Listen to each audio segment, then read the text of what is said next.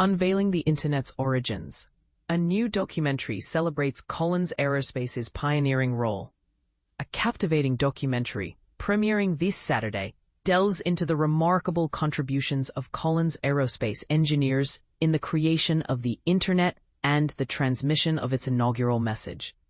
The film, titled The Collins Story: The Internet Connection, will be showcased at Collins Road Theaters in Marion, with screenings at 9 a.m. and 10:30 a.m. Admission is complimentary.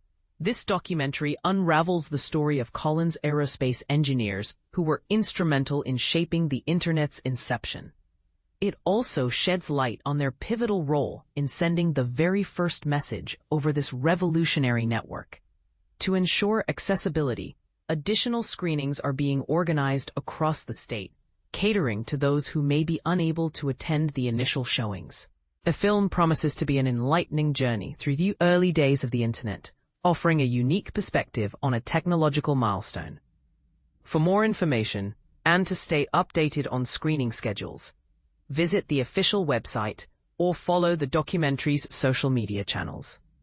Don't miss this opportunity to explore the fascinating history behind the Internet's birth.